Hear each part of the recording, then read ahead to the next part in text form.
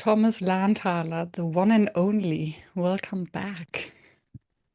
Thank you very much for having me back. It's been a long time. It's always amazing to come back. So, Been a long time, and I just finished reading your book.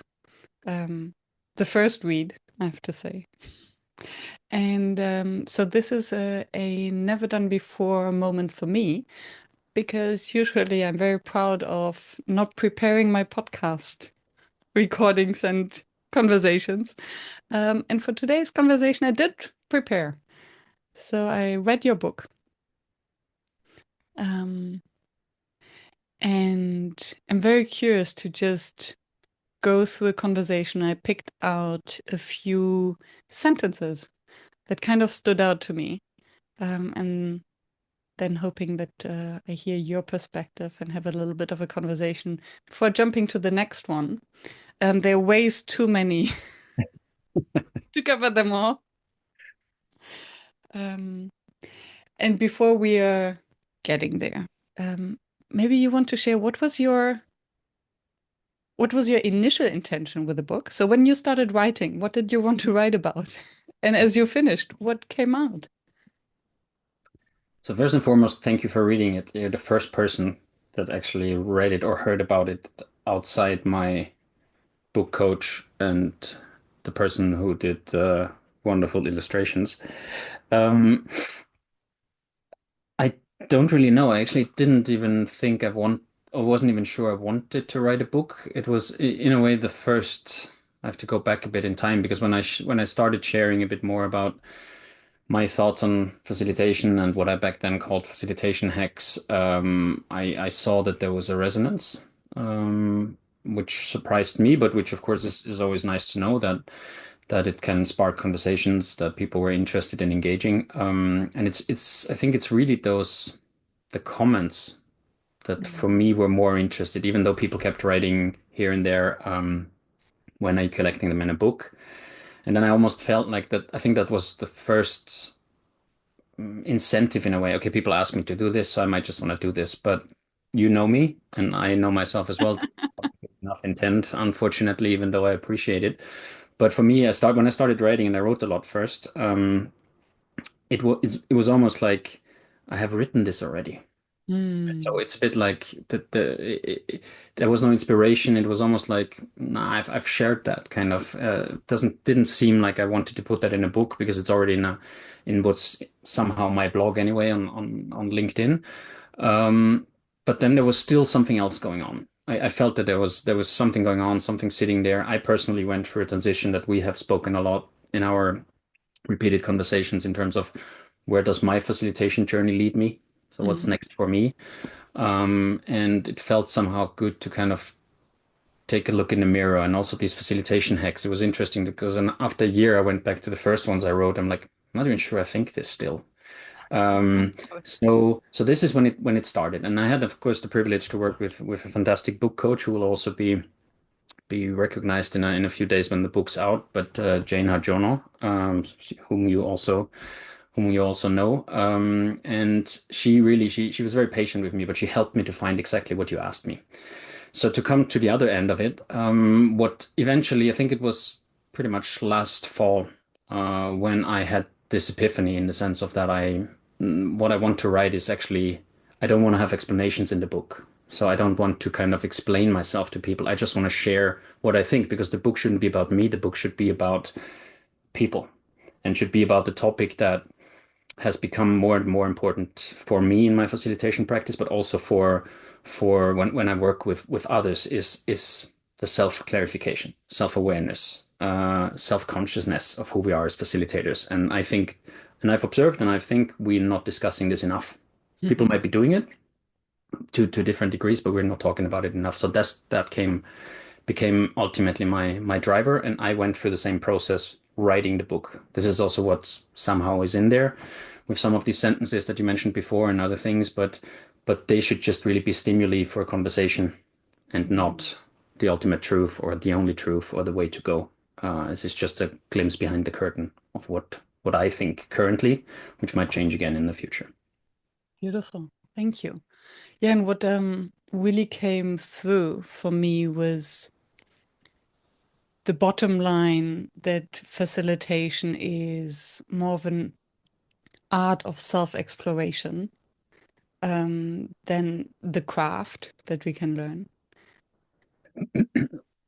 I think one follows the other for me, Mhm. right? So I believe that when we just talk about the craft, we're not doing ourselves justice in a way because we're showing up as who we are and with our wonderful stories, difficult stories, values, experience, beliefs, views. And somehow I feel we so desperately try to put that all into the box of a facilitator mandate that Mhm. it becomes a bit limited almost, right? And because it's so, the narrative goes more and more into like, we're just the guests and we're just guiding and just following and all those things that we forget that we come with way more complex background stories, and they all feed into what we do, and they all feed into how we show up, and they all feed into what we decide to do and how we guide the group. So leaving that out is almost a bit like you make it very technical. Mm. You focus on, yeah, you talk about the people in the room, but it's almost like there's this big blind spot that this you who is also a person in the room. So for me, they kind of they belong together in a way. Yeah. So there's so many ways we could approach this. Um, and I will just pick sentences. So I have your book, I highlighted sentences and I'm like, okay, they would could be interesting to explore, just to put them there. Um, and we see how far we get in the time we have. Good. Frameworks are wonderful structures to hide behind.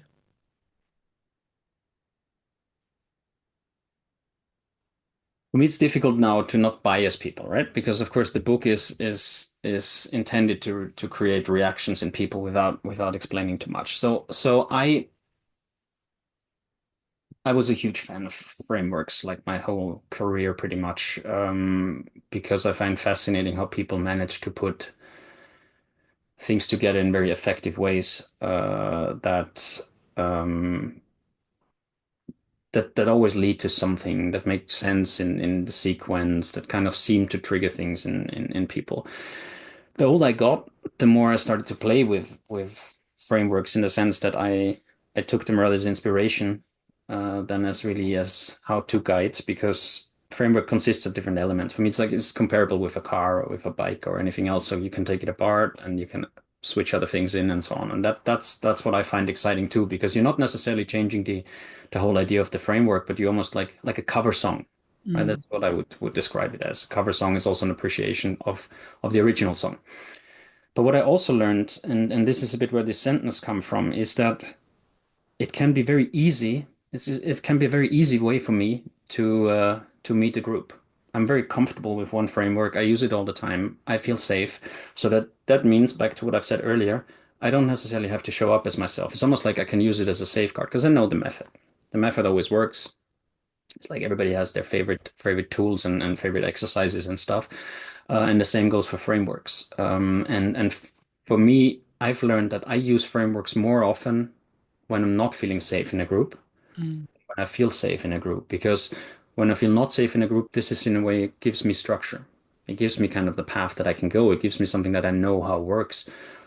But when I leave it away or when I dissect it, that's when I start to move into the unknown. That's also when I might make myself vulnerable, right? When I use a technique that is from A to Z, there's so many techniques out there. I'm not going to mention any of them now because that might be heard as a criticism, which is not what it's meant at. But the point is, when I use the method as it's outlined, I know, I know what they get, I know what I get, and for me, there's a part of connection missing.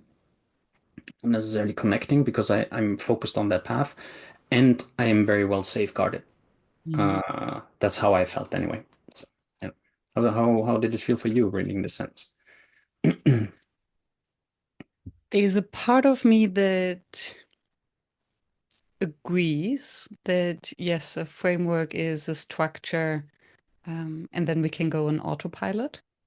Um, there's another part of me that sees the framework as a scaffolding Mm, that helps me to focus on what's really relevant because I don't have to take care of the structure. mm,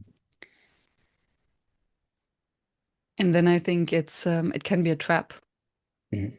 to over rely on it. So if it crashes, then everything falls apart. So um, yeah. The way I picture it when I take up these things, the way I picture it is almost that I hold it up in front of me, right? And then I can, of course, when it's needed in situations, I glimpse out and I can basically handle whatever comes up. But then I go back, oh, let's go back to the framework, right? Or let's Mm. go back to the next step, or we have to move on to this step now. And I had a very interesting conversation with a good friend of both of ours, Ewan, a while back, and we talked, and I told him how I use the 1-2-4 all method, Hmm. which is completely the opposite of how it's intended by liberating structures. And he was curious about it, but I could also see he was a bit confused because Hmm. that was originally not the idea of it, right? And I think that's a way where I think what helped me to say like, okay, this is a tool, but how can I show up in the tool? And we've Hmm. had these conversations about signatures so many times where where I found like if I just use somebody else's method without finding my own space in it, that's when I feel I'm hiding behind it. Mm. Yeah. I when I make it in a way my own, however I do that, right? I feel I'm not hiding anymore because I'm in it. Then I'm also like I this is part of me and I'm part of the method, and then it becomes more natural for me to include it in my work. Mm. It's interesting because there's there are the three things, right? There's the me as the facilitator, there is the method or the framework, and there is the group. And it almost feels like the moment, and you speak in the book also a lot about agendas and framework, and it feels as if you have a similar understanding of their Mm. limitations or the misleading concepts. Um, when we use a framework or an agenda, it's about our preconceptions on what the group needs. So everything that we have prepared beforehand, what you call in the book, all our biases, prejudices, insecurities. And once we step into in the room and we are confronted with the group, it has to be about the group and no longer about our previous assumptions. 2 days ago, I had a workshop, and as the clients always want, I made an agenda. I think what's very important, maybe at this point, to say. So, a lot of the things in the book can probably be interpreted as this is how I do it. Hmm. But that's not what the book is about. The book is about these are discoveries that I've made when I looked at why I have reactions to certain things, why I struggle to do certain things or let go of certain things, and it's really the foundation why what my work builds on. So I'm very critical of agendas in the book, as you mentioned, but that doesn't mean I don't do agendas. Hmm. And because I understand that it's not, but I wanted to find out what's my issue with agendas, and that's also why it gets a lot of space because I clearly have lots of issues with agendas. Um, but back to that workshop, I made an agenda and I had a plan, and then and then of course we get always this information from the clients beforehand, and as much as I try to keep that limited, as you know, it always comes, and there was a lot of concern that the very introvert group and the people have very bad experiences with previous team days and stuff like that. So of course I let and that influences us as much as we want to, and as much experience as we have. We've heard this many times. Still gets through somehow. Also depends on which form and shape you're in, and it got a bit through to me this time. So I'm like, okay, I got a bit insecure about the original idea, although I know this was really a safe and exciting setup, which I don't think there were too many risks, but somehow their words got through. And then the day before, I talked to a colleague about it and was asked, "So are you ready?" And I'm like, "Well, honestly, I can't really say when I'm ready when I meet the group." Hmm. And when I went there and I went back and forth if I should switch around some exercises and drop some or not, and then I came in, And I introduced myself to the group, as I always do. And that's when I knew, like, I know how this needs to go, right? So the agenda wasn't so important anyway anymore. But I met the group, I met the dynamics, I met their, like, how they met me. And that's when I knew how to go. But yeah, as you say, we have all these opinions and worries and insecurities beforehand, and they only kind of dissolve or get worse when we meet the group. And what I hear in your response is that you felt safe with the group because you just mentioned that you need, or you, it's easy to hide behind a framework and agenda if we don't feel safe. What is it for you personally that makes you feel safe as a facilitator as you walk into a.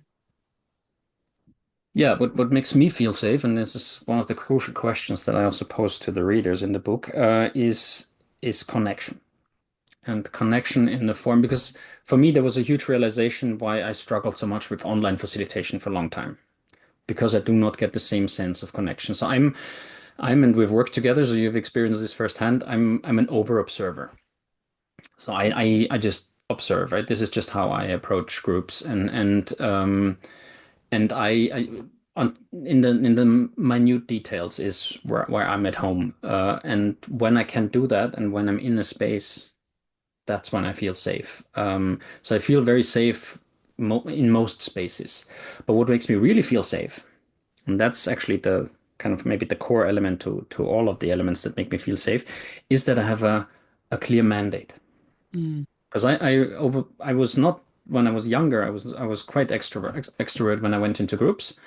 This has really changed over the years. And now when I go to conferences and stuff, I'm always the one like wandering around and like not really engaged in any conversations, but of course observing and listening in and stuff. But when I facilitate, you could easily get the impression that I'm very extrovert. And in that role, I probably am. But that's because I realize that's because I have a clear mandate. The mm, relationship with me in the group is somehow still evolving, but somehow it's also clarified in the sense that okay, I'm part of this now, but temporary. There's expectations that I will never find out, but they're still thrown at me, and I have a task to do here. So it's almost like I have permission to be here. mhm. Um, and that makes it easy, and that makes me feel safe. Sure, you're always challenged, right? There's always someone in the group that challenges you, but that's not so worrying because the moment I can observe, I have the tools and I have the means to handle that. Yeah, this resonates a lot. Um, I am scrolling to the part on psychological safety. I think we could record an entire 2 hours episode on just your 26 items on psychological safety. Um, Facilitation is a temporary disruption. By default, it is a threat to psychological safety. Yeah, I believe that. Um, Going again to Monday now, since it's so fresh, the group got a lot closer together because I was there. Um, because I was the foreign element to that group, which automatically brought it a lot closer together. Now I had a specific role with this group, so I had also kind of the I was introduced as the one leading through the team, and even when that word is already thrown out, you kind of get a power dynamic in and on all of that. But people don't know what's happening because I didn't share an agenda. I shared a very cryptic one, but yeah, that's a threat, right? And of course, psychological safety, and we've had these exchanges also over the years. I think psychological safety is often reduced to a feeling in a situation or a feeling in an interaction. I think that for me, having worked in crisis and conflict zones, is bigger than that. It's simply a sensation of how you are also in a space, how close you physically are to someone else. And I believe that we as facilitators are often very foreign elements because we have agendas, because we have games planned, because we have tools, we have frameworks, and not everybody feels comfortable with that. And already, if you go back to the concept, and already, if one person doesn't feel safe, per default, you already have an issue, right? Also, that I think we can discuss a lot about, but looking at the concept. So I have always, for me, it's always important to remember that that's why this is so important. Why I also have this as a thesis in the book. It's I believe that, so I'm very aware when I go into a group that that might be the case. It might actually not be the case, but I have to be aware of it. Mm. And I often also make that explicit, saying, I understand that you don't know me, and I hope we get to know each other. So I'm also someone that's very explicit about those things, and that I've really evolved over the years. But we disrupt because it's not every day that they have facilitated events or facilitated sessions. Unfortunately, of course, many of us want that, but that's not the case. So it's out of the ordinary. Hmm. And we're all, if we're taken out of the ordinary, we're all disrupted, right? So, and that does something with us in terms of uncertainty. Mm. Yeah, because I think for many, the way we communicate in workshops is alien. Yes. Not interrupting, waiting until it's our turn, writing down, being in small groups. Um, and I wonder, so another concept that you speak a lot about in the book is authority and power. And the way you described your approach to psychological safety in relation to facilitation reminded me of authority and power because you're walking in as a facilitator with the agenda and a plan, even Mm. though you might disregard the plan, but it means you have more power because you have less uncertainty. Be- you come way more so you're way more confident, Mm-hmm. right? Um, because for you the uncertainty is not as high as for the people that are there. And I very quickly always make that flip that switch a bit. So, for example, what I did in this workshop now, I made an assumption quiz, right? So I have this thing where at the beginning I draw myself, and then I read a few facts about myself, and then I have like five things that are not revealed. What did I have this time? Political. Where do I stand on the political spectrum? What are my religious beliefs? My guilty pleasure, my age, and can't remember what the fifth one was, music or something like that. And then they do a quiz about it, right? And that can be very vulnerable. I've had other categories as well, but what I want to show them that is I'm not the game master here. Mm-hmm. I'm also in this, and I'm equally vulnerable here, and I'm equally willing to take also the step into that because they said, oh, you're not going to be offended. I'm like, no, because you carry that assumption anyway. So how can I be offended? That's Mm-hmm. just about making it explicit, right? Um, so it's so for me, there are a lot of these power and authority. Of course, is for someone who looks like me and comes from a place like me is very important because I worked the majority of my career in places where I was the white guy from Mm-hmm. the rich country, right? And man on top of it. So I had to deal a lot and spend a lot of time reflecting on my not on how I'm being perceived, on my behavior, because there's also the danger to overcompensate Mm-hmm. certain uh, stereotypes or assumptions that you have that others have about you. So there's also because there's one element in the book where which was very interesting when I did it is this whole how do I perceive myself and how do I think others perceive me? And that was an exercise that I did often. I repeated it often throughout my career and often after workshops because it's revealing, right? And it can be triggered by so many things like behavior, speech, simply the words we're using, right? I mean, we can sound very intellectual or we can sound very vulgar in the same moment. So it doesn't, Mm-hmm. and that's all the power we have. But we're often not aware that all of that is power.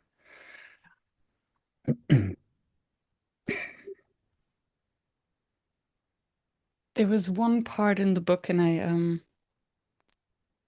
I will not try to find the sentence right now because every minute is too precious. Um, it was something along the lines of one of the biggest threats of a or dangers of a facilitator is the desire to be liked by the group. And from what you just shared, it sounds like the moment we assume or acknowledge that they have all these judgments implicitly that they don't articulate. If we just learn to live with that as a default, they don't like us, then we cannot feel offended, whatever happens. Because as you say, it's only the matter of making what's there already explicit. Yeah, if somebody thinks I'm on the far right political spectrum. I am ultra-conservative Catholic because I come from Austria naturally, and I'm 50 years old, all of which are wrong. Um, I can't change that because that person carries that belief anyway. I can only change it when I know and when we Hmm. talk about it. Um, but what is also interesting with the being liked, because I also read a book, or in this book, first I thought the centerpiece of my thinking is going to be around psychological safety, but it wasn't. It turned actually out to be belonging. Mm. The need, the fun. I think it's our most fundamental need that we have. Sure, you can always say survival, but at the same time, I think we can't survive without belonging. So it's a bit. I think belonging is something that really drives us way more than we acknowledge. And the problem is that we mistake belonging for being liked, Mm. and those are not necessarily for me. Those are not necessarily linked. I can still be part of a group and not be liked by everybody. Hmm.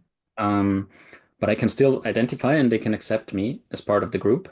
But we don't have to be best friends. It's so once you let go of the idea that everybody has to like me, and you also create way more space for you to take them or guide them outside their comfort zone. It's way more difficult to be confrontational and to be honest and to maybe push them a little bit when you have a very likable and close and almost like a friendship-like relationship with participants.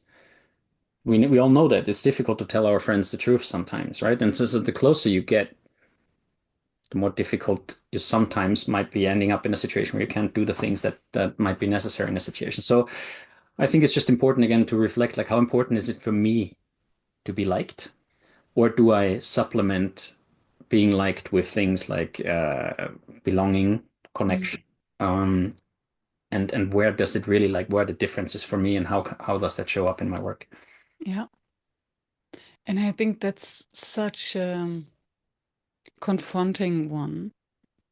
I think that me included, so when I started reflecting on it, how important is it for me to be liked and how far am I willing to push the group, um, challenge the group, even if it would mean that they didn't like me anymore.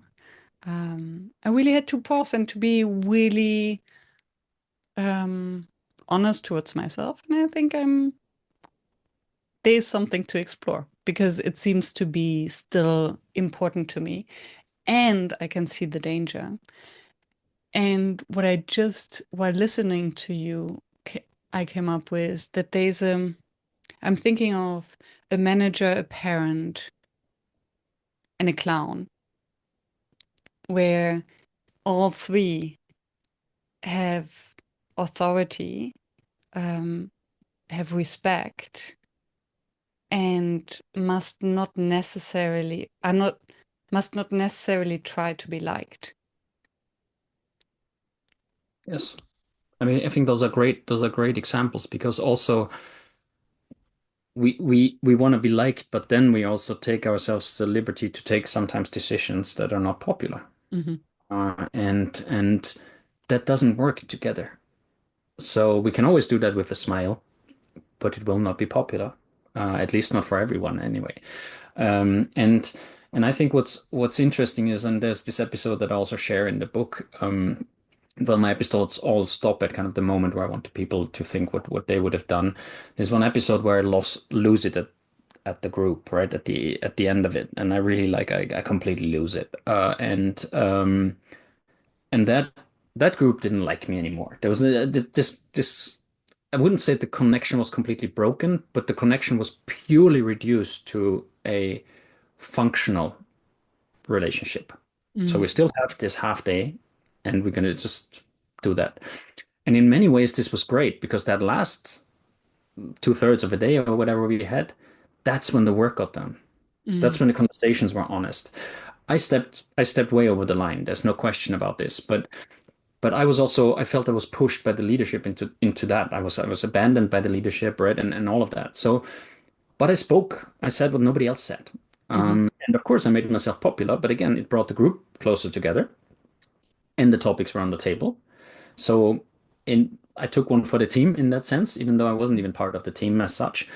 but what happened afterwards was the respect was still there. So they respected me in the sense of that they listened to what I asked them to do, and there was no like obvious rebellion or anything.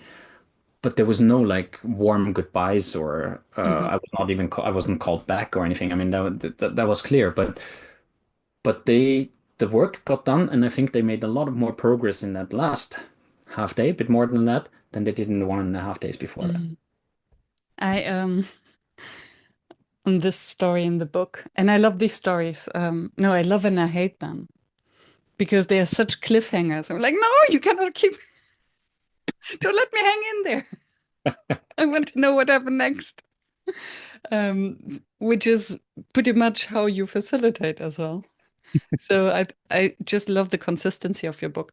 But I so one note that I wrote um under this story to ask you in this podcast is what would you do differently with the knowledge you have today in Hmm. that same situation?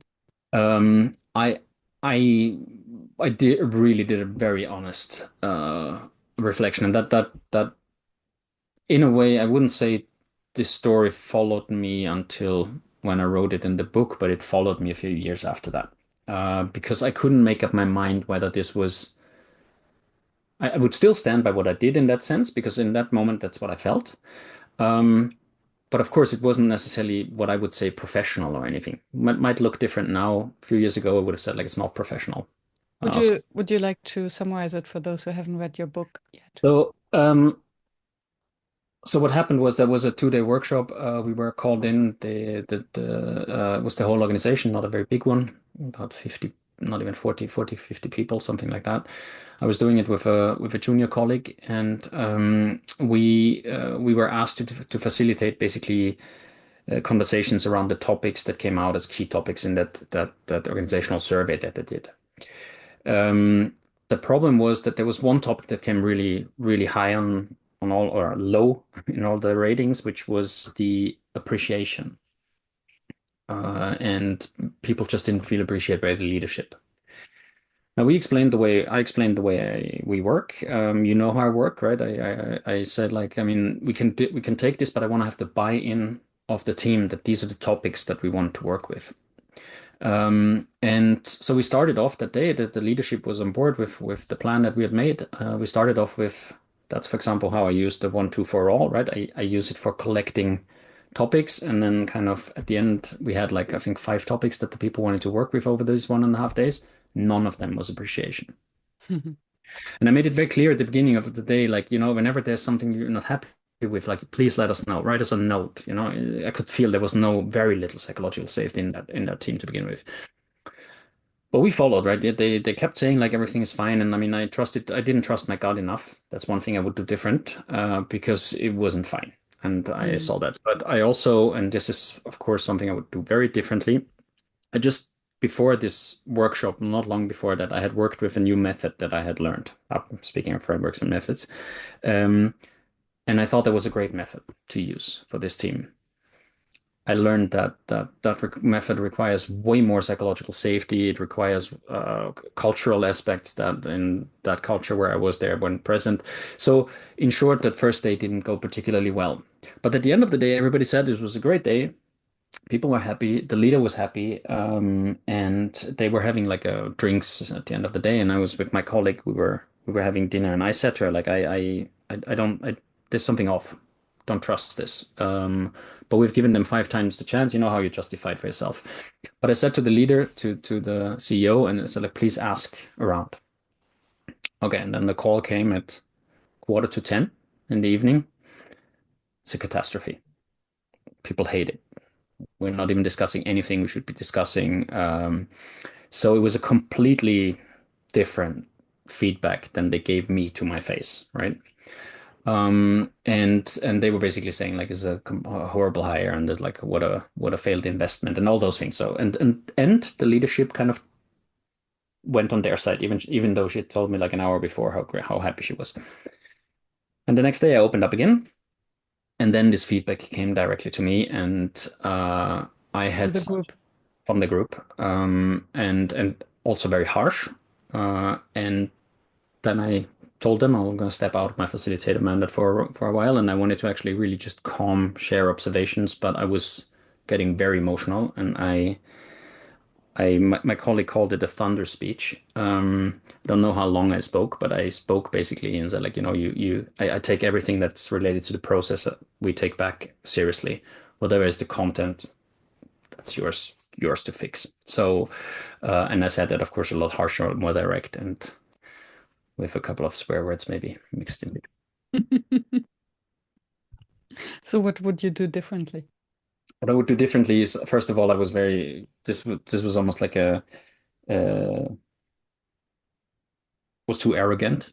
I was way more concerned about my methods than really like, okay, just, maybe this is not your playing field. Maybe just do it simple and make it easier for the group to actually cut forward, knowing that there was a little psychological safety, a couple of misjudgments along the way, and trusting my gut, like, which was very clearly already screaming after half a day, like this isn't going anywhere.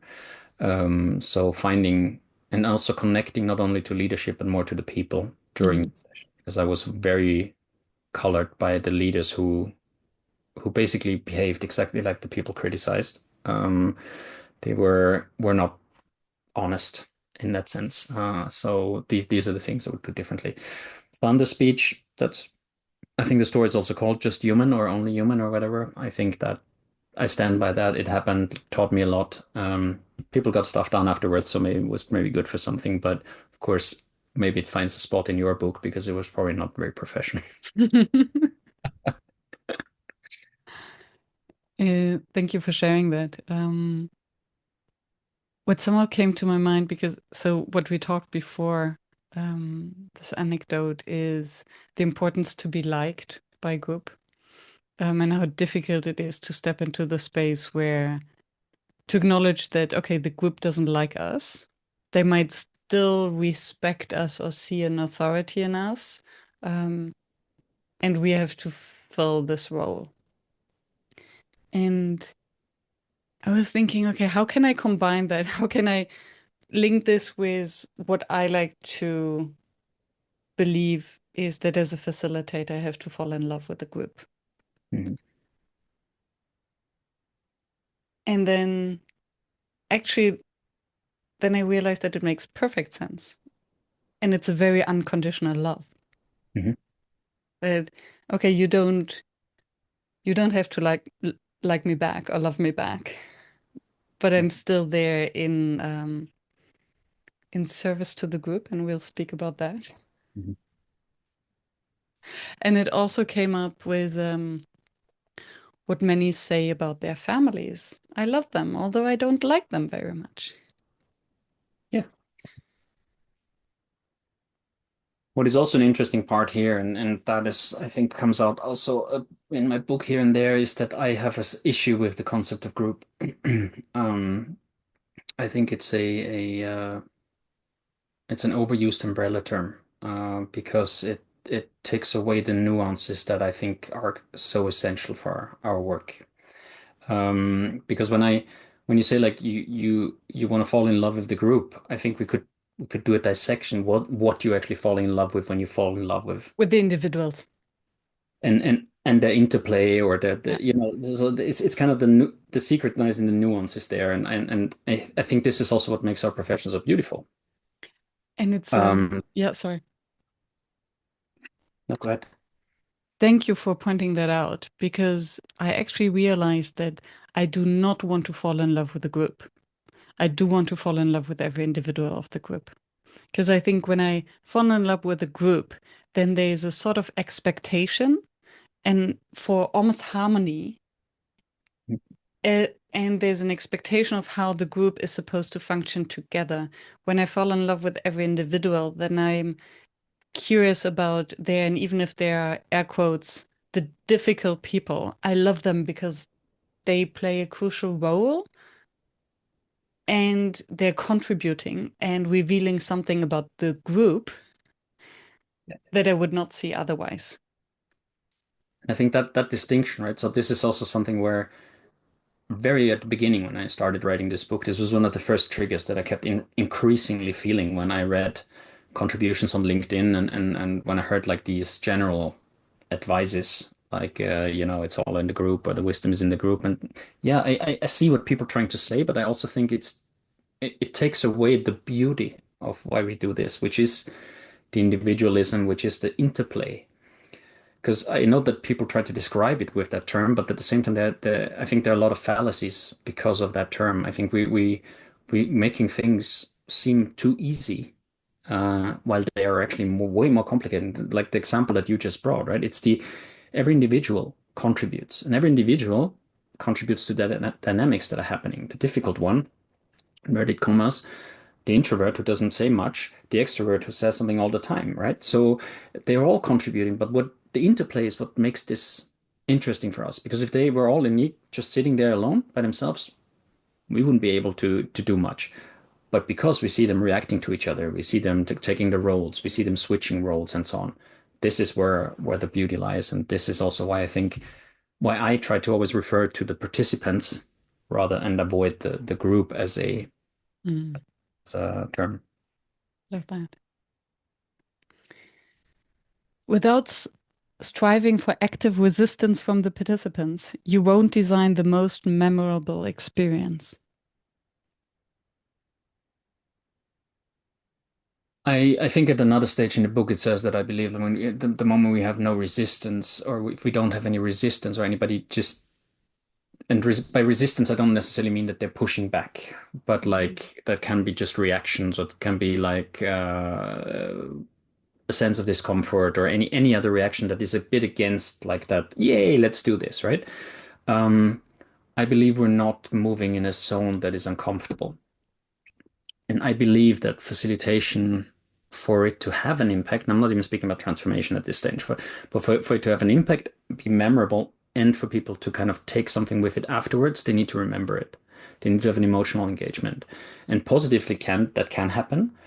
But also I speak about balance a lot. If it's only positive, it would be nice, goes in the memory books, and fine. We refer to that was so much fun, and that's it. But if we want to take something with it, if we want to really say what we or do what we claim we do, like we're going to kind of push transformation or guide transformation or stimulate it or invite to or whatever word you use, I think we need that. Resistance for us is an indicator where the boundaries are. Mm, So my boundaries are very, very different from yours, right? So I might feel like I feel super comfortable with super uncomfortable with one-on-one check-ins. I hate one-on-one check-ins. This is also why I don't do them, right? Because they for me they're exposing me. I cannot hide anywhere, right? And as an introvert, I'm like, okay, now I'm confronted, and yeah, whatever. Others love them, right? But that's, for example, a boundary. And if I can get that out of a participant in a way that they show me this boundary, then I can design things around it. I can say like, okay, now the group needs again being back inside those boundaries. So we're guiding them back inside, calming a bit down. Now it's time to push them a bit out again. So for me, this is the information that I need to be able to design the most memorable experience for them. mm. Thank you. How would you? Uh, it's interesting. I hear it a lot. The one-on-ones. So it's as you say. Some hate them, some love them. In my workshop, I always start with the turn to your neighbor. Sorry, apologies. So if a participant then has the courage to say, "Oh, one-on-one, can you put me in the group of three? Can we do it differently?" How do you react to these kind of things? I do it. But because I also at the beginning of every workshop I do, I create a reference point, and that reference point is that in my workshops everything is optional. Mm, I don't believe in forced participation. I don't believe in putting people on the spot. I don't believe in calling on people because I what I aim for is that people find their own ways of contributing. Yes, I can facilitate. That's also the job, right? I can give them different avenues for how to go about it, but they have to cross the bridge.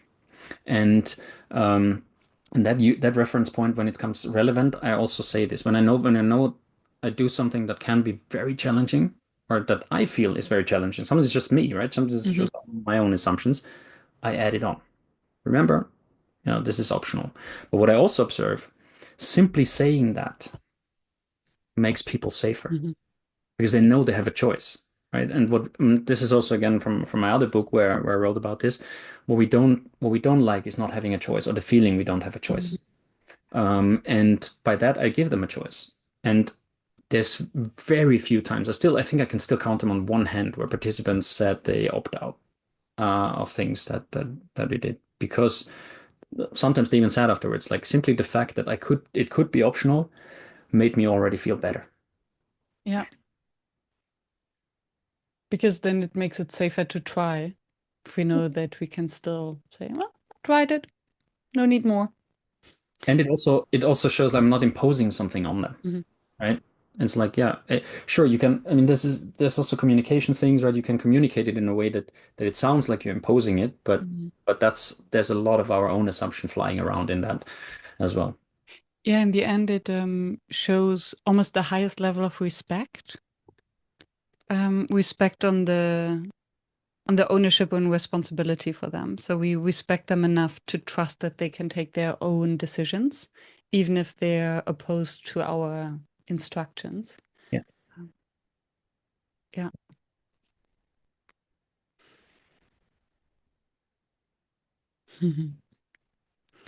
There are no good or bad facilitators. There are facilitators whose approach we like and those we do not. Yeah. I I think I have a very strong aversion against good and bad and right and wrong as concepts. Because for me they are highly subjective, and I think when it comes to such a individual craft art uh, practice as facilitation is, because we're showing up as individuals, which are very different. We have very different approaches, right? You do check-ins or return to your neighbors. I do the absolute opposite. Um, whether this is good or bad, it's not for us to judge, right?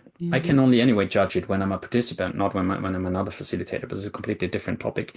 But it's also then, um, it can turn out in retrospect that that didn't work for the group. Did it make it bad facilitation?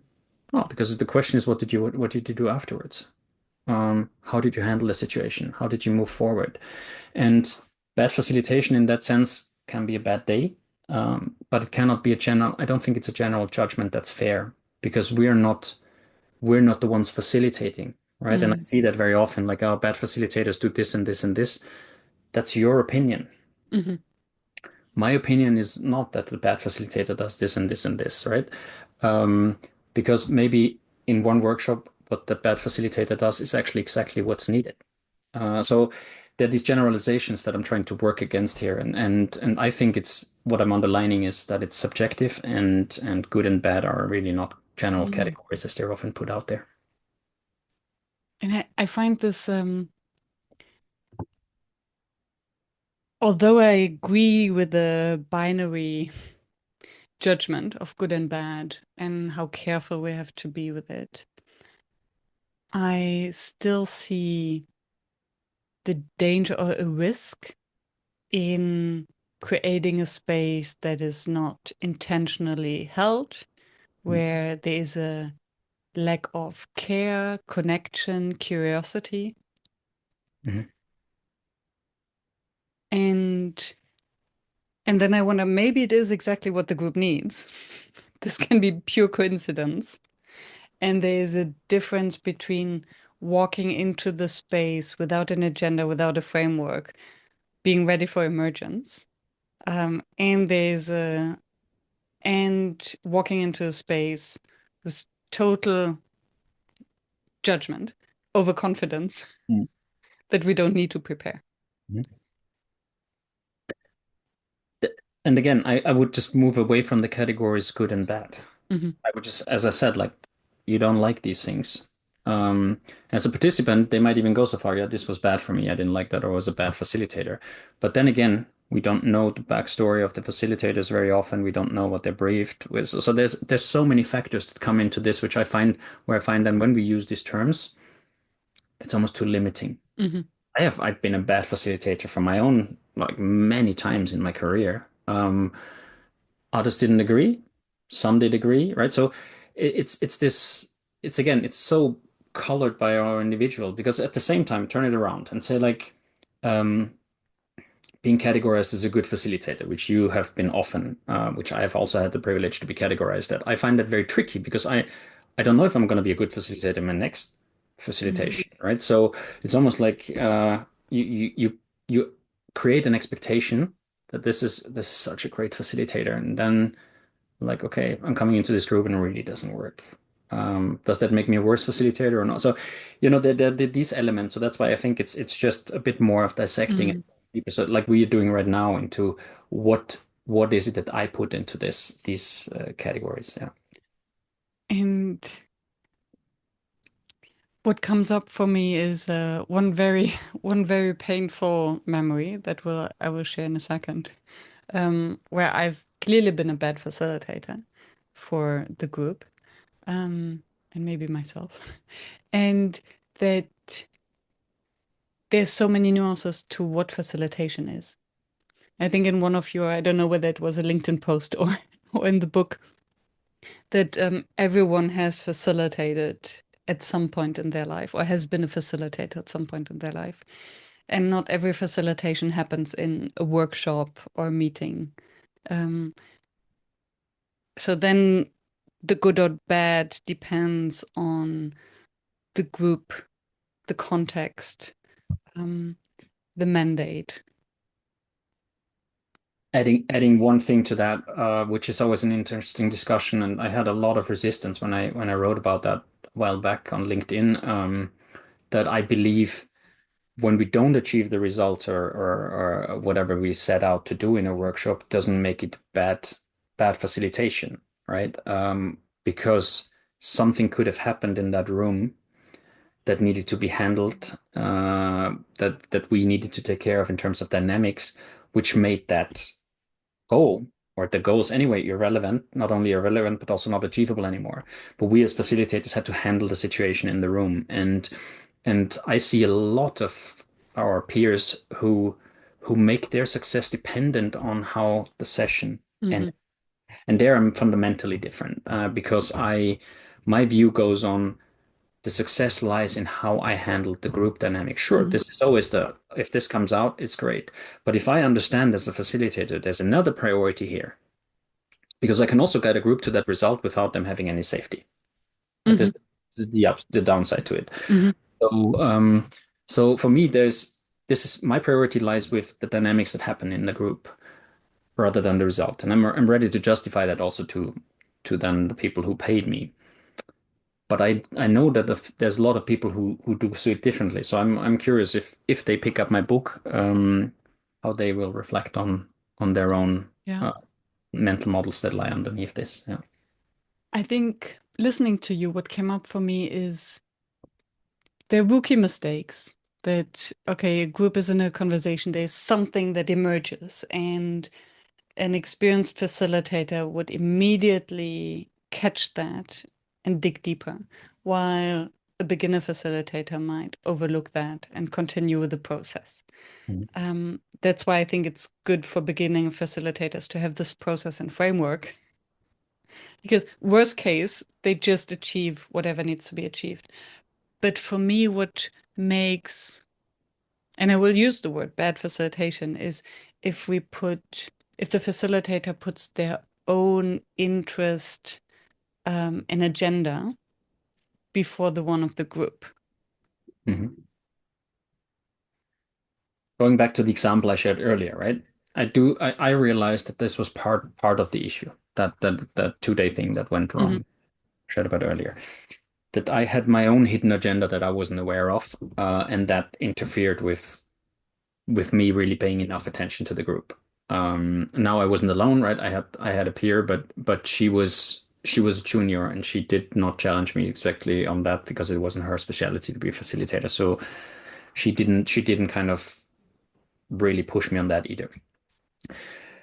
Now I still tried to handle what happened in the room, but I wasn't aware, and this is, I think, the difference between maybe deliberately bad, Hmm. or deliberately something that we're not liking, or the blind spots, because I wasn't aware of having my own agenda. For me, this Mhm. was like, no, but this, this should work. And I did this with the good intent of me doing the best for the group and so on. Now, if I'm really honest, I just wanted to test that model that I was so in love with and that method, and I was so in love with it, and it's great. And we're just going to push it because it's new and they certainly haven't done it and all those things, right? So I just wanted to put on a show, Mm. part of me anyway. And I wasn't aware of it. I was only aware of it in retrospect. And this is also why I was so hurt when I got that negative feedback because the part I was aware of was like, but we worked in your interest and we gave you all the chances and blah blah blah. And while the other part was saying like, "Ah, they didn't like it, how they could they not like it? This was something they had never done before, right? So the ego part Mhm. in it. So they would definitely say this was bad facilitation. Sure. Was it bad facilitation? Would I judge it as bad facilitation? No, I still had to handle that thing when I woke up the next day, right? But was it a focused facilitation? Was I in it for really the group, or was I more in it for me? Like you said, your own agenda. That becomes a bit tricky to answer. And I Mm. think the honest answer would be that it was at least 50-50, Mm. with a bit of a tip to me on the first day anyway. Yeah. Yeah. And I think that's another argument against the frameworks, against air quotes. So to be treated with care. If we fall in love, and I've been there. I fell in love with my frameworks and with my activities and the workshop that I referred to earlier, where clearly there was a misalignment between my understanding of what facilitation is, and the groups. And I came with a beautiful idea of what I will do with the group and misread and I always thought, just this one activity and then they will get it. Mhm. So I had the mindset they will get it at some point instead of, oh, meeting them where they are. Mhm. Cliche, and saying, okay, so how do I have to change or how do I have to adjust to give them really what they need in this moment? It's an experience thing, as you said before, but it's also for me it had a lot to do with getting to know myself. And when you said earlier about the rookie mistake, there's another. I've also seen non-rookies do that a lot, and they have different reason for it. Rookies might be like they might overlook it, or they might not really know what to do in the situation. A little bit more experienced to do it, they try to steer away from whatever comes up because of either that's a trigger for them or they've met bad experiences, maybe as a rookie in a similar situation. So there's a lot of things that our own history that plays into why we steer around it or why we try to, for example, when arguments get heated, we cut them off, right? Mm. And this is something that is not easy to not cut it off. Or to know when to cut it off. Maybe that I should say it like that. But that can be because of our own relationships to arguments or even childhood traumas, right? So I mean, everything plays into how we show up, which is also why it's so important to take that look in the mirror and say like, okay, this is my relationship to heated arguments. I don't like when anybody swears because of this and this and this, because there's lots to discover, and I discovered a lot of things that are not in the book about my own journey and how what I have experienced from when I was very little till now, how that actually really affects how I show up and how that can impact me on any day when I work with a group. Mm. Yeah, there was one thing that really I had to put your book aside for a moment to reflect on it. Let me find it. And it's something that you also come back to quite a few times. Um, the most vulnerable person in the room. And so you have these prompts in the book for self-reflection. And one of it is, here we go. Note down how you determine who is the most vulnerable in the group and where you learn to do it that way. And I've never thought about that. And suddenly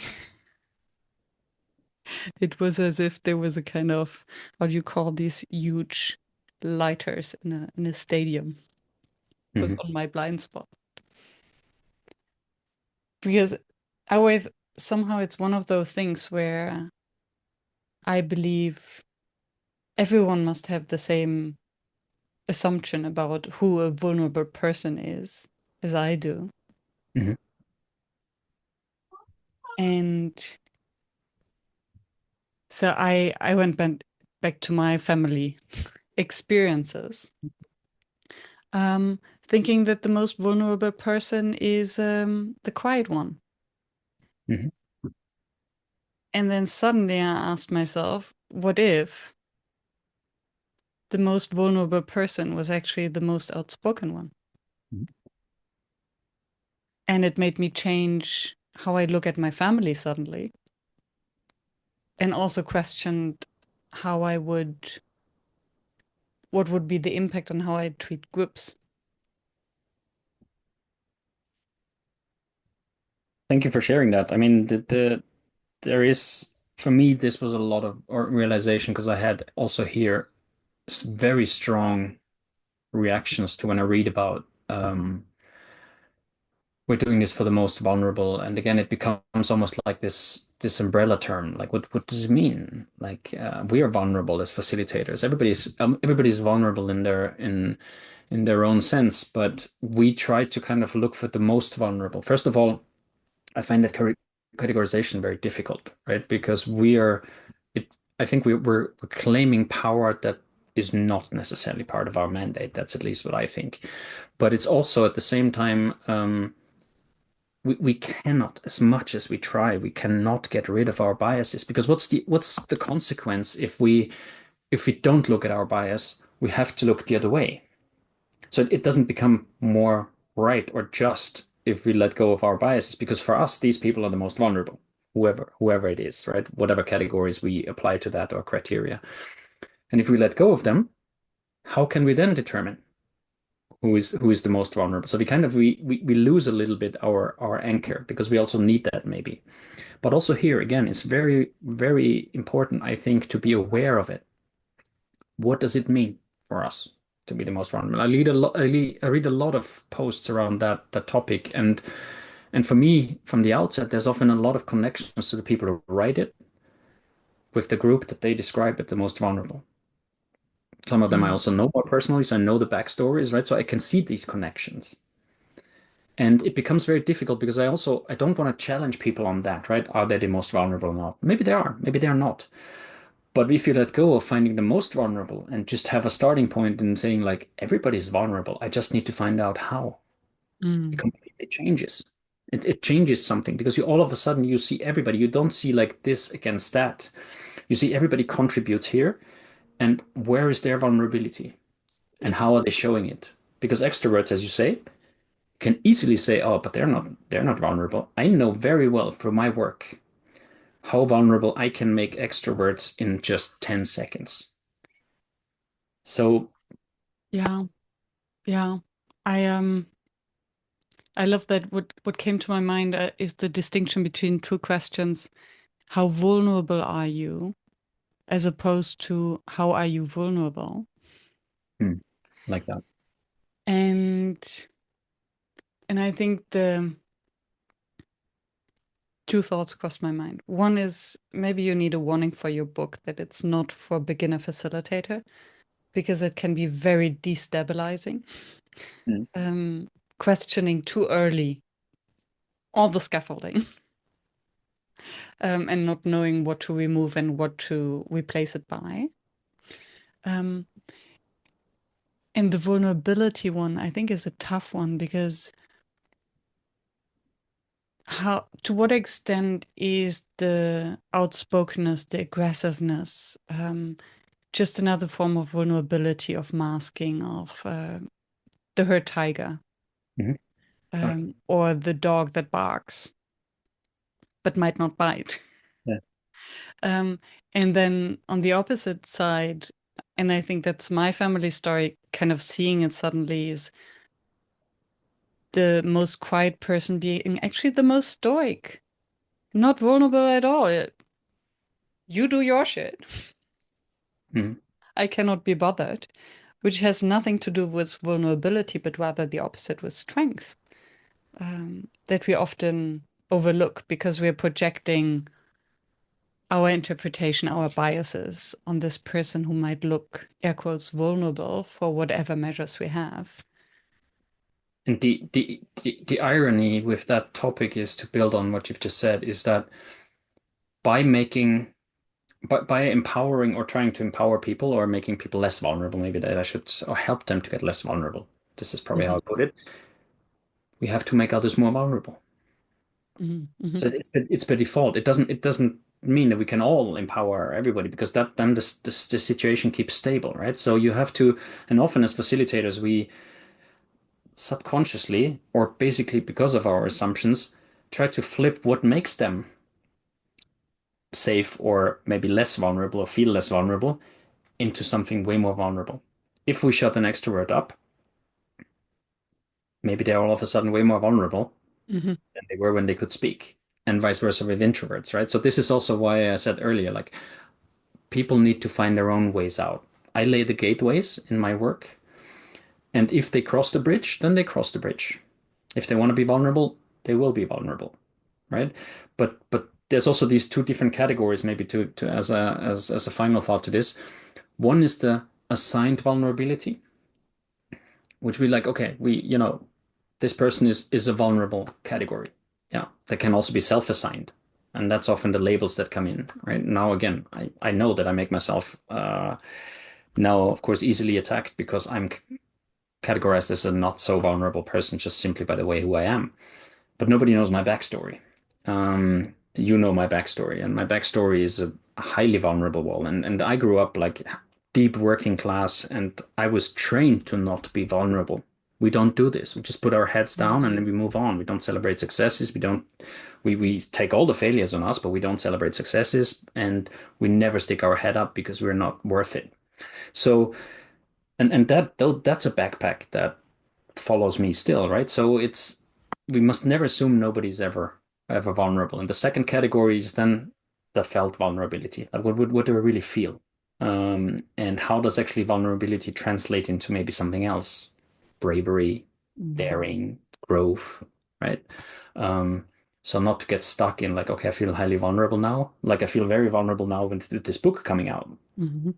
But at the same time, I also feel an incredible sense of achievement because of the process I took me through. Yeah, Thank you for sharing that. And I hope that you can celebrate the success of this book. certainly try. Yes. Um, and it just reminds me how, again, of a bias of ours that by biologic programming, we feel more compassion to people who are like us. So the more we can project onto another person that they're like us, we see all of our vulnerabilities in them. And then obviously want, depending then on our personality type or facilitator type, want to save them, empower them, support them, ignore them. Yeah, it's almost like a proxy representation sometimes, right? Because we have had histories with people that remind us of someone we had to deal with in the past, and then we become proxies for the people that we say we want to support, right? But at the same time, we fight our battle through them. So yeah. Yeah. Humble curiosity requires you sharing your own perspectives.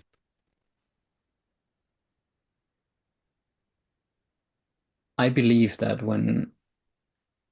curiosity is about sharing and not just exploring. Because, and this is, of course, heavily influenced by my indigenous connections, because when I write in the beginning of the book that I invite to a yarn, which is what we're doing now, right? It's really a conversation where we are just curious. So I'm sitting here and I'm very curious how you read my book, not what you think about it, but what you discovered in your journey about my book. But I can do that, and I can do that without sharing anything that I did. or I explored and just listened to you, but that creates an imbalance between us. And I think it's not humble anymore because I'm not putting myself also out there and share my things. And that's what the sharing of my story is the humility part. And I think sharing stories makes also curious, because you want to hear more about the story. But it also is now I've shared my stories. I would love to hear yours. So I think there's a lot of these dynamics that come through this conversation. And I think as facilitators, we sadly, I know many who do it, but I also know many who keep it strictly split. Like I'm a facilitator here now for this time that I'm with you, and then I'm a private person somewhere else. And for me, that's not, I don't make that distinction. I need them to see me as also as me, because I expect to know a lot about them and to go deep with them. So if I don't role model it in some way, I can't just be curious because then it becomes invasive. Mm. And it's a fine line of sharing your own story and making the group curious about you without hijacking Mhm. the process or the attention from the group on you. Um, and also in the book, you write that there cannot be any certification to facilitation. So where do you learn this balance? I, I I think you can just learn it by experiencing it. I think you what I hope to achieve with this book, and I know with that sentence I make a lot of enemies, I know that, but I've been outspoken about it before. I I believe that the key quality of being able to know yourself is a start.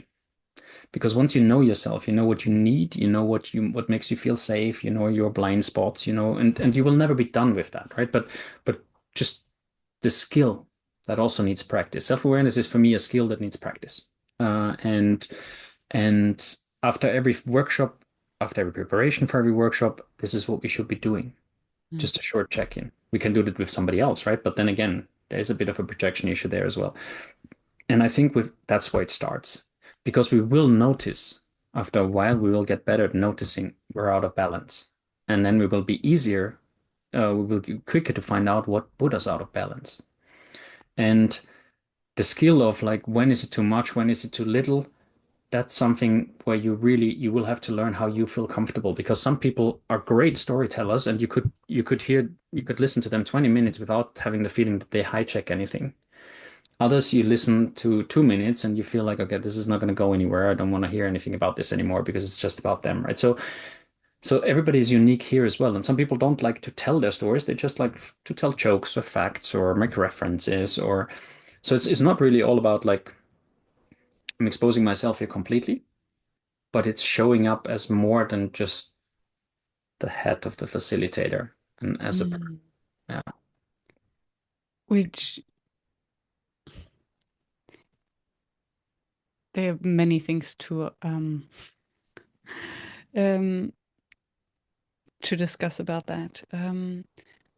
The first association I had when I heard you speaking was of riding a bicycle. You cannot explain or teach someone how to ride a bicycle. It's you have to Yeah. sense the balance, and you fall down a few times. And Watch me until to my daughter, because this is exactly the conversation I had. Like, I can't teach it to you. You have to learn it. Yeah. And I think it was what you explained is exactly that. It's you have to sense it, and for everyone the balance is a little bit different. Um, which then brings me to another word I wrote down. So the words that kind of take more space in your book, I have the impression. Authenticity. Hmm. That depending on the personality of the facilitator, this 20 minutes talk will feel authentic and inspiring, and someone else like you're hijacking the group. What's your understanding of authenticity? I wish I could find a. Simply explained, I think authenticity is not something that we decide individually. So I can always be authentic, but whether you see me authentic or not, I have very little influence over, right? And that's two dimensions. And in the beginning, I thought like these are the two dimensions that I think are important where it plays. But then I thought that it wasn't quite complete because there's always the context dimension. So I how we behave in a context, how we show up in a context, how we relate to certain unwritten rules that are in a context. Like when I reflect on the facilitation experiences that I've had in all the different cultures where I was, if I was authentic, 100% authentic, I would have not gotten anywhere because or like as it's often defined, right? Um, because I would have had very different beliefs, I wouldn't have been able to accept certain ways of doing that were standard practices and traditions in these cultures because it was going against my beliefs and what I really think. Um, I could also, for example, not have facilitated a couple of days after my mother died, which I had to do, or father last year, where I had to run a workshop just a day after he died, right? And I can show up as not at my best, and I was very explicit about it too. Um, but I can still do my job and be authentic. So for me, it's not a fixed thing. So authenticity is not something I'm authentic or I'm not. Mhm. We have a we have a space in which we can move. And I think that's also something we will learn and we have to explore, like how far can I stretch so that I still feel I'm not giving up myself here. I'm true to kind of the emotions that I feel to the degree that's possible. I'm true to the context where I am. And I accept maybe different opinions that people have about me without Mhm. kind of giving up, like adapting too much to what they want to see. Mm. So this is how I define it's a space. It's kind of a spectrum almost like yeah. Yeah. What I hear is integrity. So, how can we stay true to ourselves given the boundaries defined by the context? Also integrity, I've heard so many different interpretations, right? Because I know a lot of people who put it really in integrity very much connected to the professional sphere, right? Mhm. Others say like it's a holistic concept about who you are and how you show up as a person. And I think it doesn't really matter so much how we define it, as long as we know what we mean and where it comes from and why we think the way we think about it. What we stand for. And somehow the concept of authenticity often showed up with the word of transparency. What is the relation for you? I think there's often a conception that I perceive that we feel that when we are authentic, we kind of show everything of ourselves. But I don't think that's necessary. I think that whatever we show, if it's true to what we believe, true to kind of the extent that we can adapt to the context, we're still authentic. And then there's the third category, which we have little to no influence over, which is anyway how we're perceived. But um, I had a conversation, and I think I shared that at another. I'm not sure we talked about it, but I shared it at one point. I had a conversation in Afghanistan, which is a very difficult one about their admiration for Hitler as a warlord, and how proud I must be. I was asked how proud I must be to be an Austrian, and that was, for example, a very difficult. I mean, that's an understatement. I was warned about it that that could happen because others had experienced it before. And I was just like, okay, so I'm not sure how to handle that situation. So what I did is I just withdrew for a little bit, because they got very engaged in the conversation and I wasn't really the main actor anyway. And they shared all their beliefs. And that's kind of when I got to know where this came from. Because the first statement was just simply, "Well, you must be proud because, you're coming from the country of Hitler." And I'm like, what do I do with that? And then in the conversation, it came all the values came out that I understood and had learned by the time are important values in the Afghan culture. So for them, they were so far away from the Second World War in that sense that they didn't go into the details of the mindset. But what they appreciated was, a man a strong man, which was kind of culturally very important there, who had a clear direction, who managed people to became a leader for people, and he followed his dream. Now, this was the four things that they looked at, right?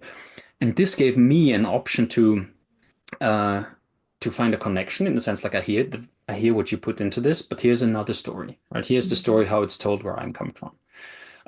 If I had immediately gone into defense and said like, no, but that's the worst man ever, and this is you can't say this and so on, I would have never understood Mm. what is actually there. How does this even connect to them? Why do they even think about this, right? And through the conversation, it came out that there was no condoning of all the horrific atrocities. So they got stuck on these core values that are so important Mm. in culture. But again, first instinct was like, I can't be authentic on this, right? And I can also, what do I do with this? But then back to the transparency. I didn't go into all the details, like how horrible this is, because I didn't also want to make them feel bad. I just told them like there's a very big, different picture that we have. He's no war hero, and there's just the history is just different about this, and still appreciating where they came from. Mm. Yeah, Thank you for sharing that. And it's, I think, one of those moments where falling back to clear values, you have what you stand for as a facilitator. What I hear is connection. So, yeah. how can you disagree with a group while remaining in connection? Um, and this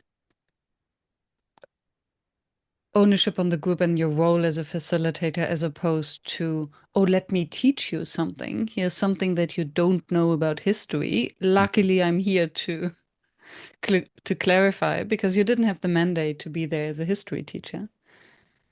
Maybe three more words on the context. I was also like seconded into that organization to work with them. So this was basically like per default, like my line manager who asked this to me. So I would also have been completely stepped out of context, right? Because I Yeah. cannot kind of in front of everybody else contradict my line manager that way, right? So Mhm. so that was, for example, the context part. Yeah. And they understood. They were surprised that I wasn't very proud, right, of this part of my history.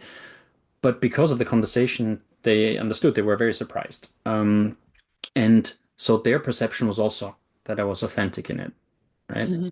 And that was all because I didn't kind of jump on the immediate urge to defend myself. Because one thing I've learned, and this is also something that I really pass on to a lot of people, is adapting to a context and not sharing all the core values that I have openly, and maybe kind of being silent about values that I do not agree with because the context requires it, doesn't mean I give up my values. Mm. And I think this was my first fear in that particular situation. If I don't speak against this now, I'm with them, Mhm. right? But it's not. And sometimes, and we often want to work for change, and sometimes it requires us to continue working what's there to be able to Yeah. change it afterwards. Because otherwise we don't even find the access to do it, right? I love that because at the end, that's our story. The if we don't object, if we don't contradict, then we are part of them. That's our story. It's not Oh, theirs. yeah. Um, and the way we react to such a confrontation is, or any confront. This is the problem with triggers, right? As long as we still have an open wound, we will become defensive, judgmental, aggressive.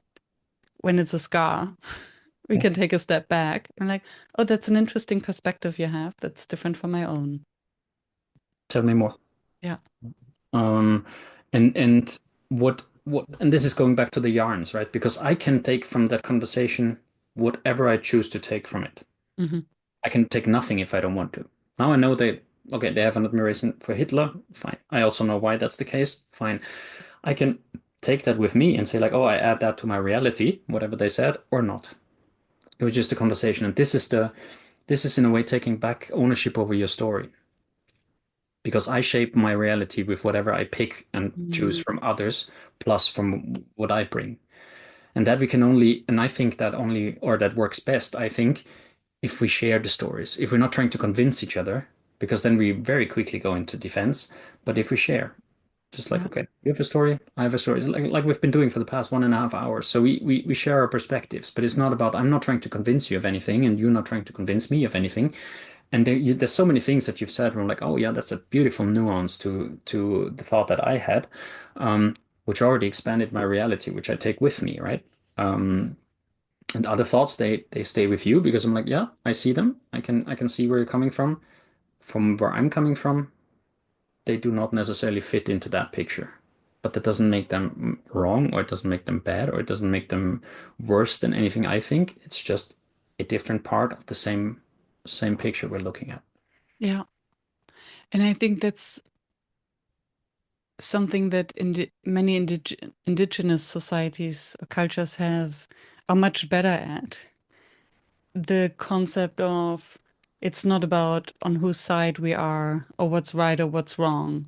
It's accepting we all have our own realities anyway, and then being curious about the reality of the others. And I think especially I have the impression that we are confronted with so many realities, so many harsh opinions, um, very closely. We carry them in our pockets. That it's a very important skill to hone as a facilitator and maybe to spread. That's a little contribution we can make to the world.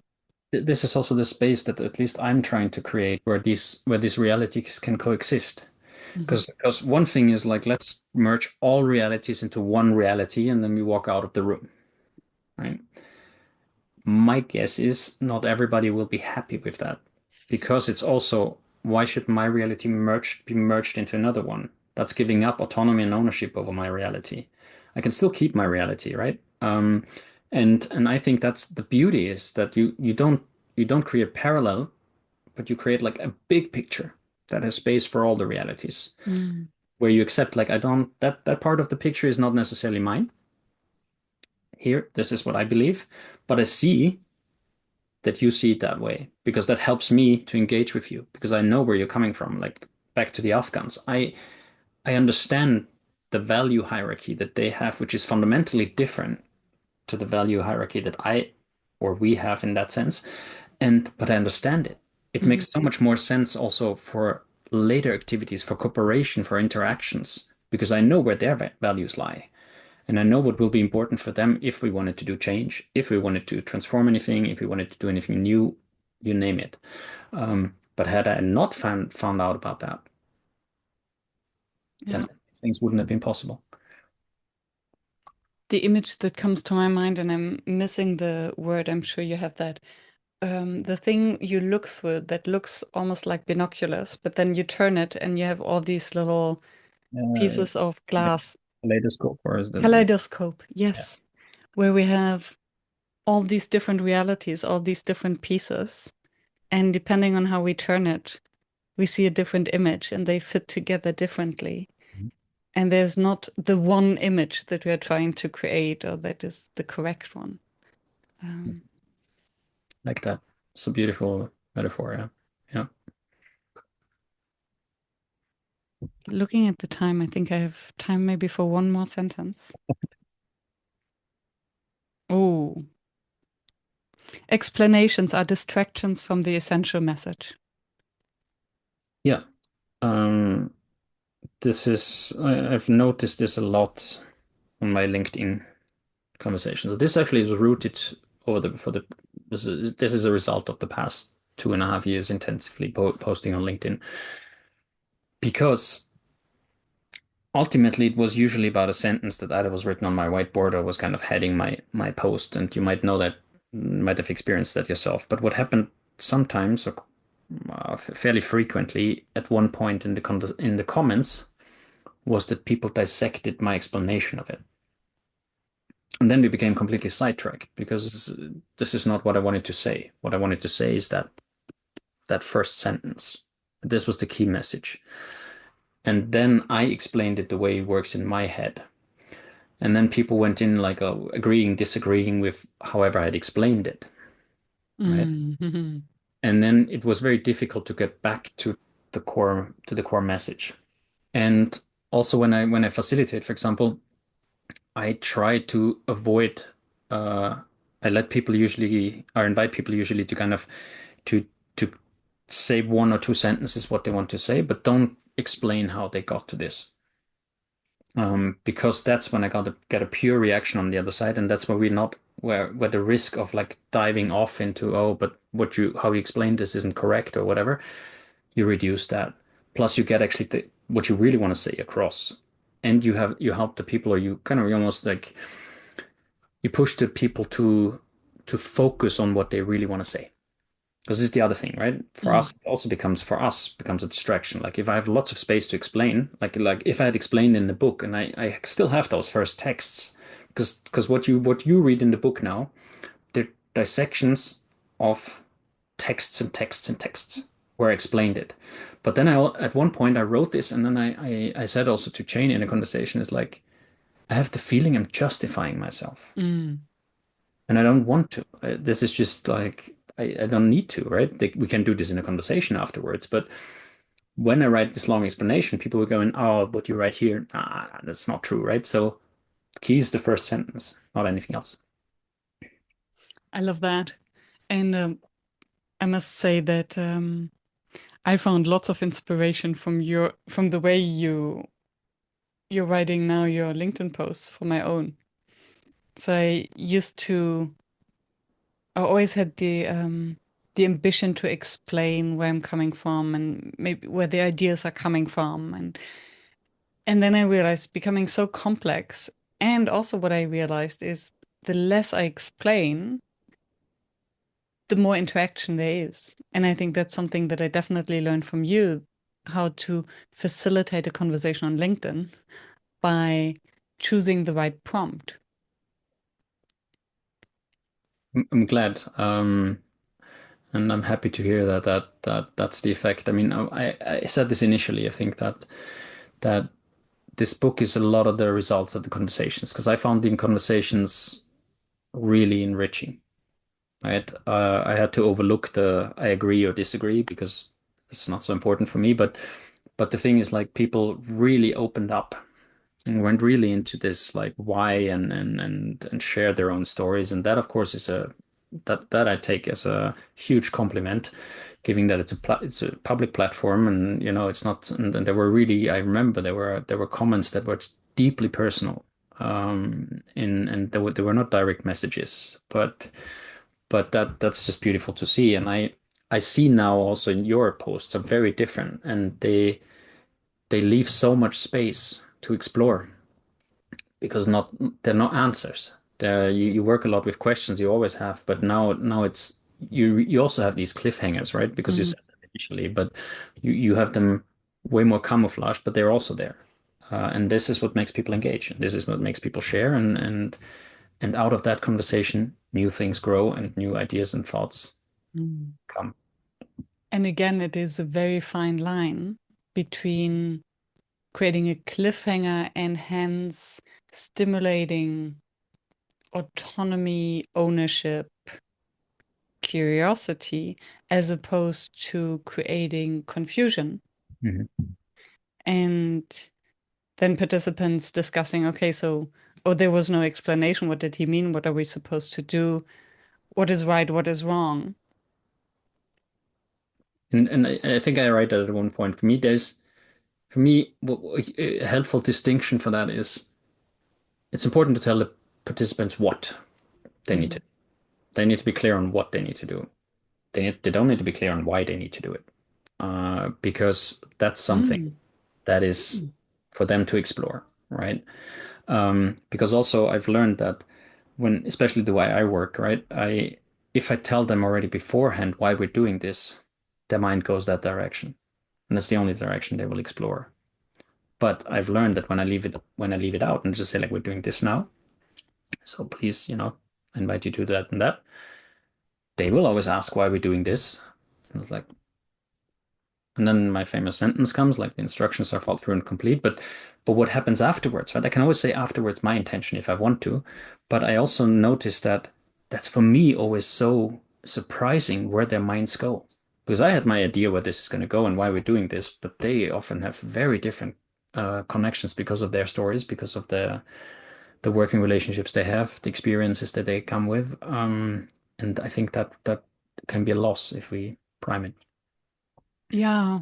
And I can see a huge trap because for me it's closely related to authority and trust. So a group will follow your instructions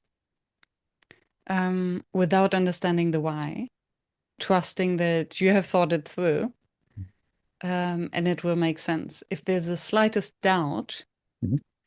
there can be a huge resistance, and not the kind of resistance that you described in the book that is actually helpful. No, their participants are like children. They Yeah, they smell when you're not convinced about yeah, what you're doing, yeah. and so you have to be convinced. And again, my style of facilitation is not everyone's style, and I know that some people like to work with more instructions than less, rather, right? Hmm. Other people like to be more visual, right? All of that helps. Um, so yeah, not pushing anybody in my direction, but finding their own way is the key. Yeah. And at some point you wrote, sometimes the purpose of a workshop is to find out what the purpose is. Oh, did we freeze? No, I hear you. Okay. No, yeah, that's I wrote that because I feel, and I don't think it was her intention, but I think uh, Pia Parker's amazing book on gatherings has created a purpose fever among facilitators. So it's all about purpose, and we have to find a purpose. And if there's no purpose, the gathering doesn't mean anything. I do not think that was her intention. I think it was the same as that many authors have anyway, to kind of create the awareness, to have a conversation about it. But what I notice is that we often mix intent with purpose. For me, those are not the same concepts. And sometimes, because I'm such an emergent facilitator, I also feel that sometimes we actually need to find out what this was about by going through it. And sure, you can before say like on Monday, right? We want to have a team day, we want to grow as a team, and so on. Yeah, that's for me are all that's all intentions. And the purpose at the end of the day, I asked them, so what was today about? And then they said today was just about having actually a good time together. And that's great. Yeah. But we didn't really discuss beforehand, like we have to have a good time, right? Because that puts pressure on people. So I Yep. think purpose is great to have in the back of our minds. I don't think we should make ourselves dependent on it. I also think we should not all, it's not all purpose. I think there's many other things we can look at when we talk about facilitation. And I sometimes we only find the purpose out in retrospect, or most of the times I believe anyway. But yeah, Mhm. What remains your facilitation challenge? my facilitation challenge remains the neurodivergent space. Mm. Um, and on Monday, I had a first glimpse of that because there were neurodivergent participants. I I know that there's a lot of learning also from my private life, like having someone close to me who is neurodivergent. I see that that is a completely different type of facilitation in many ways, also because of the uniqueness of the Mm. neurodivergent space, and no nobody's like the other person, right? And that is something that I really want to explore more because I believe we like with the undiagnosed neurodivergent situations, I believe we almost always facilitate a group where there are neurodivergent people in it, and we might have sometimes we might have categorized them as extrovert or introvert while this was something completely different, right? But I also know that, for example, there will be a lot of challenges. The way I've facilitated for most of my career does not work Hmm. that way. So there I have to find myself in a way working in a neurodivergent space. And this is the challenge that remains for me. Yeah. Thank you. Last question. What would be your advice to your younger self? Um, well, what would be advice to my younger self? Um, do this earlier. It's not, it hurts a bit to look in the mirror, but there is no way that don't come out stronger at the end of it. Um, and I don't regret, but I wish I had done this sooner. Mm. But I probably wasn't right, but I learned a lot by doing, and this is also what I advise other facilitators to do. Just do throw yourselves out there. Don't try to imitate other people. Become yourselves and look in the mirror more than you look at the participants, because ultimately they are anyway mirrors. But yeah, Thank you so, so much, Thomas. thank you.